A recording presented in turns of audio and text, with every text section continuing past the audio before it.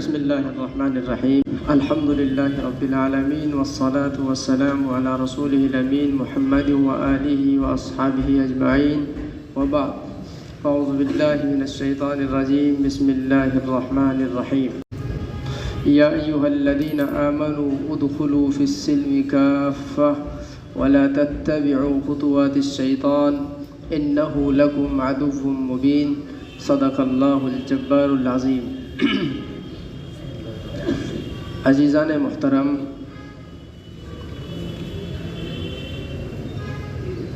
یہ جو اسلام ہے یہ اجنبیت میں واقع ہوا تھا،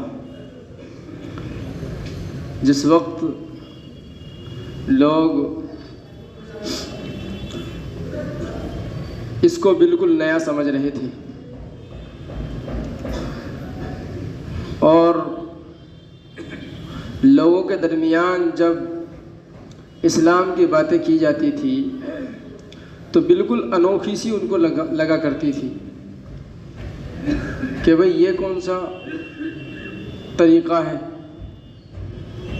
چونکہ لوگ اس سے کچھ سالوں پہلے عرب کی سرزمین پر بت پرستی میں داخل ہو گئے تھے۔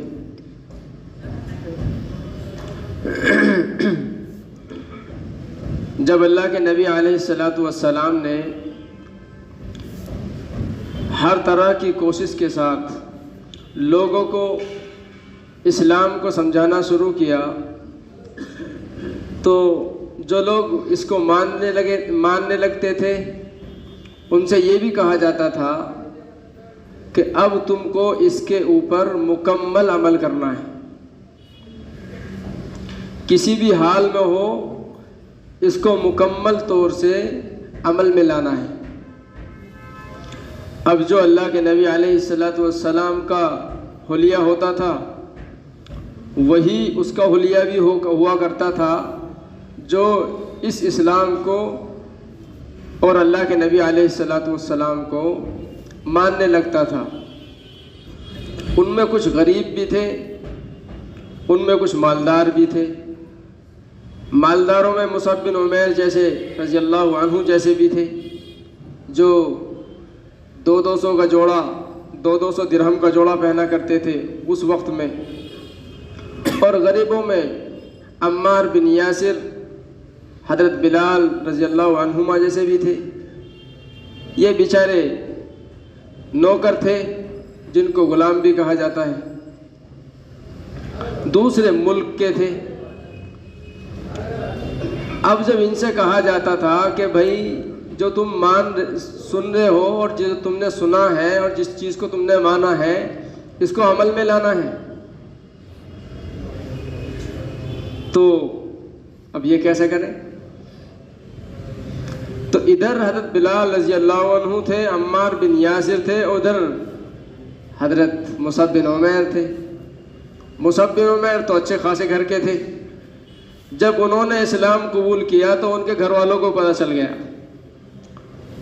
ان کو چٹائی میں لپیٹ کر کے دھونی دیا کرتے تھے حضرت مصعب بن عمیر رضی اللہ عنہ کو، اور پھر انہیں گھر سے بھگاتے وقت جو کپڑے پہنے ہوئے تھے وہ بھی چھینے گئی کہ یہ جو پہننے کے یہ تمہارے نہیں ہیں، اتار کے جاؤ ان کو۔ سب چھوڑ کر کے تب وہ مدینے ہجرت کر کے پہنچے۔ ایسے ہی حضرت بلال، ان کو یہ بیچارے عمل کرنا چاہتے تھے، لیکن یہ ایک ایسے جلاد کے غلام تھے جو خود تو مارتا ہی تھا اور اسے بھی پٹوایا کرتا تھا، اور ان کے رسی باندھ کر کے عرب کی سرزمین جو ہے اس میں جو کنکریاں ہیں اس میں نوکیلی کنکریاں ہیں، ان کو کھچوایا کرتا تھا۔ جیسے یہاں نالیاں ہوتی ہیں نا، تو وہاں نالی،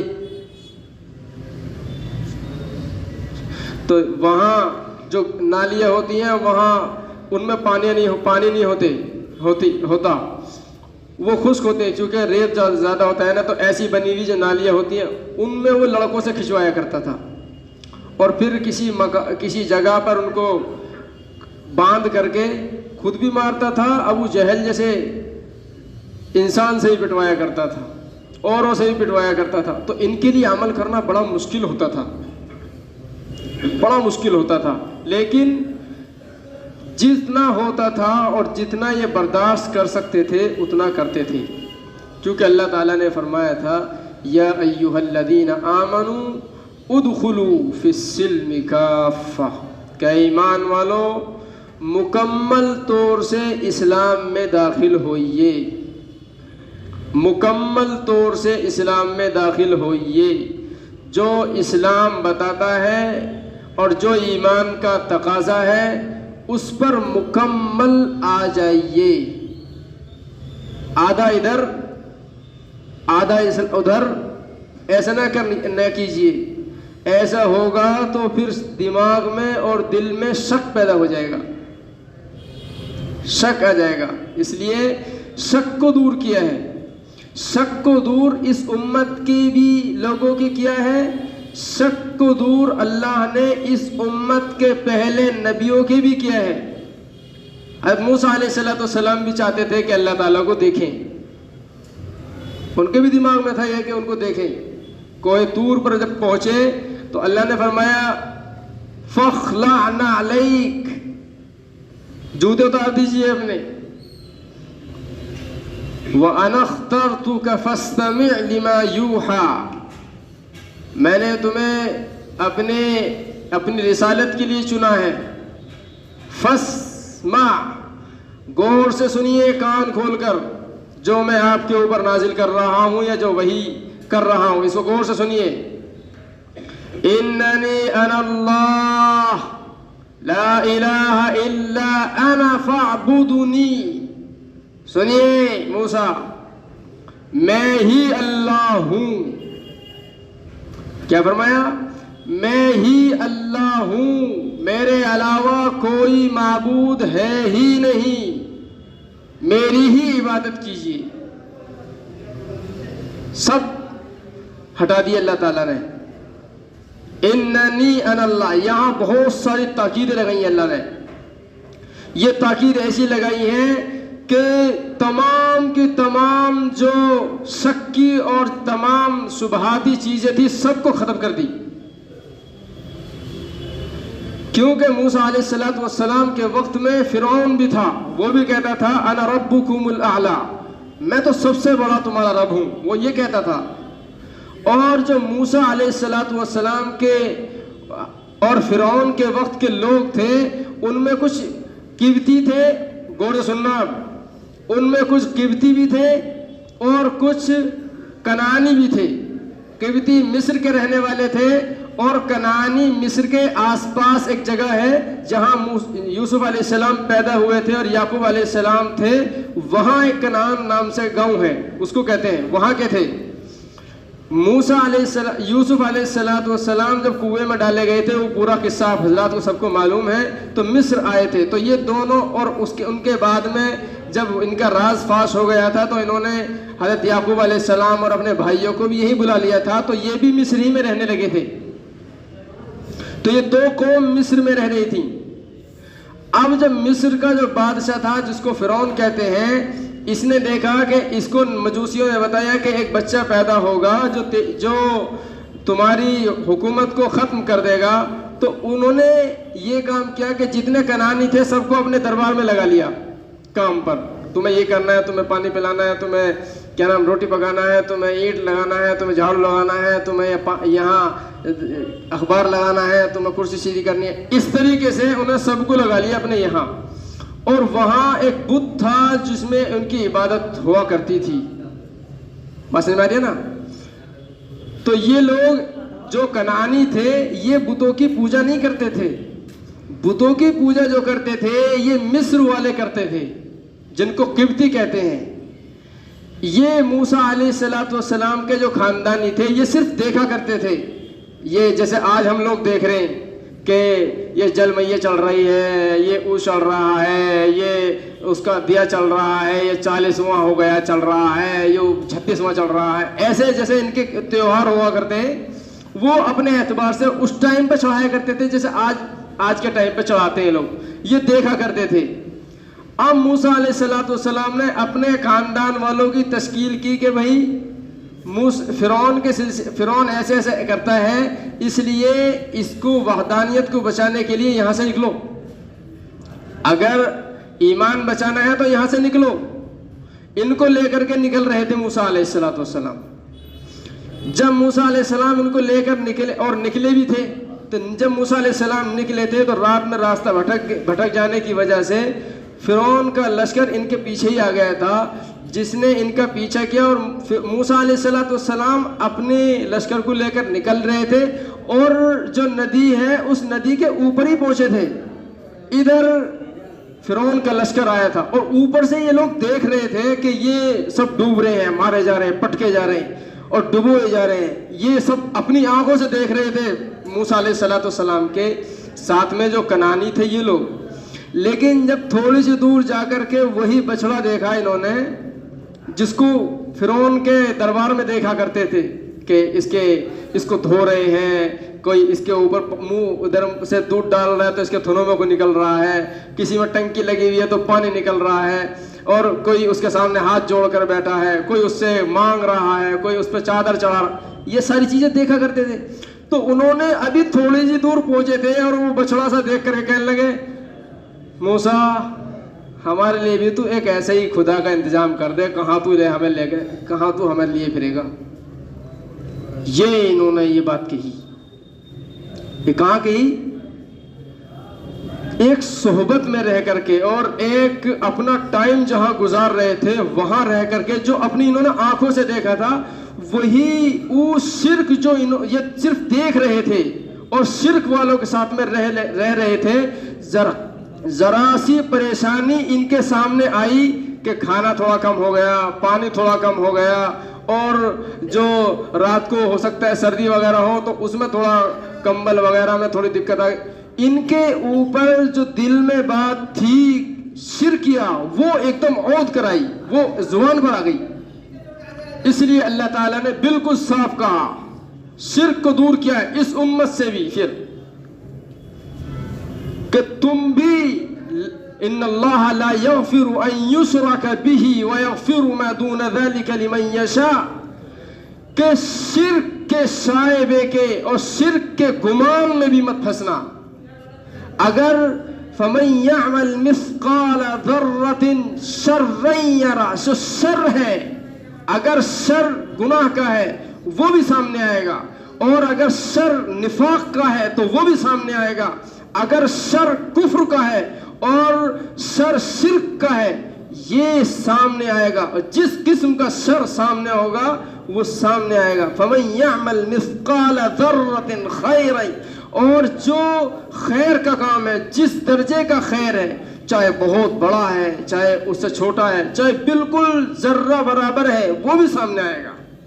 یہ اللہ نے فرمایا کہ شرک سے بچنا. اننی انا اللہ لا الہ الا انا فاعبدنی, میرے علاوہ کوئی معبود نہیں ہے, میں ہی اللہ ہوں, میں ہی مالک ہوں. اور پھر بہت سی جگہ قرآن کریم میں فرمایا ان اللہ علی کل شیء قدیر, شیء عزیز حکیم, لطیف خبیر, علیم بذات الصدور. یہ بہت ساری چیز اپنی صفات بیان فرمائی کہ میں ہی ہر چیز کے اوپر قادر ہوں, میری ہی حکمت ہے, اور میں ہی تمہیں ہر چیز کے اوپر بڑھاوا دینے والا ہوں, میرے ہی نام کو لے کر تمہیں چلنا ہے. یہ اسلام تھا جو موسیٰ علیہ السلام کے وقت میں بھی اس کی صفائی دلی اعتبار سے کی گئی, اور موسیٰ اللہ کے نبی علیہ السلام کے وقت میں بھی جب یہ کوئی مالدار اسلام لاتا تھا یا غریب اسلام لاتا تھا یا کوئی دوسرے لاتے تھے, ان کو بھی اللہ تعالیٰ نے فرمایا والذی بعث فی الامیین رسولا منہم یتلو علیہم آیاتہ ویزکیہم. اللہ نے فرمایا کہ ان کے دلوں کا جو تزکیہ ہوگا, ان کے دلوں کا تزکیہ ہوگا میرے قرآن کریم کے علم سے. اگر میرا کلام جو میں نازل کر رہا ہوں اس کو پڑھیں، اس کے معنوں کو سنیں، اس کے معنوں کو اور اس کی تفسیر کو جانیں، تو جو اندرون شک اور شبہات ہوں گے وہ ختم ہو جائیں گے۔ وَيُزَكِّيهِمْ، دلوں کا تزکیہ قرآن کریم کے علوم سے ہوگا۔ یہ بالکل کھلی ہوئی بات ہے۔ دل صاف، ایک دل تو یہ ہوتا ہے کہ بھئی کسی دوسرے سے لڑائی جھگڑا ہے، کسی دوسرے سے حسد اور کینہ کپٹ ہے، یہ الگ چیز ہے، یہ تو بہت دور کی چیز ہے۔ یہ جو وَيُزَكِّيهِمْ کا لفظ ہے، وَيُزَكِّيهِمْ کہتے ہیں سب سے مین کفر اور شرک کی گندگی سے آدمی کو علیحدہ کر دینے کو، تزکیہ کر دینے کو۔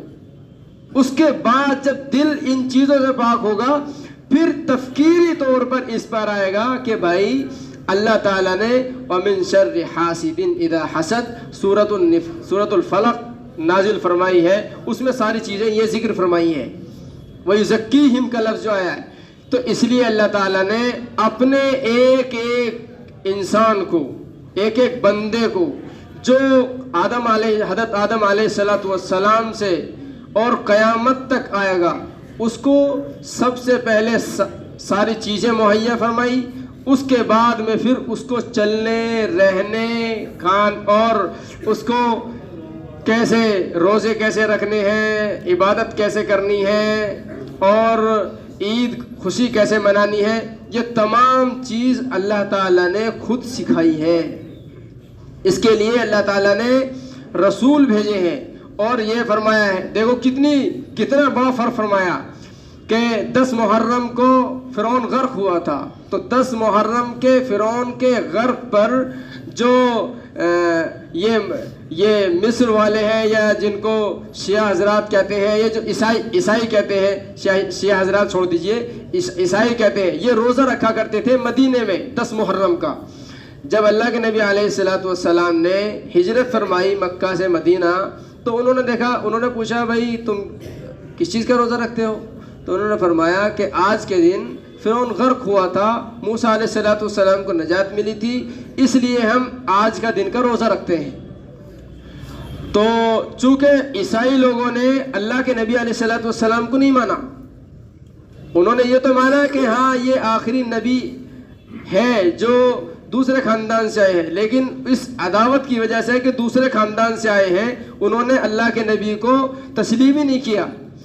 تو اللہ کے نبی علیہ السلام نے فرمایا کہ یہ لوگ مسلمان نہیں ہیں، کفر پر ہیں، شرک پر ہیں، اس لیے جو ایک دن کا یہ روزہ رکھتے ہیں، تم اس ایک دن کے روزے کے لیے یا تو 9 اور 10 2 دن یہ روزہ رکھیے، 10 کے ساتھ میں 9 تاریخ کا روزہ ملائیے، یا 10 تاریخ کا اور 11 تاریخ کا روزہ ملائیے، ان کے ساتھ میں مشابہت نہ ہو جائے، یہ بالکل الگ رہے اسلام، تاکہ دور سے دیکھ کر سمجھے ہاں بھائی مسلمان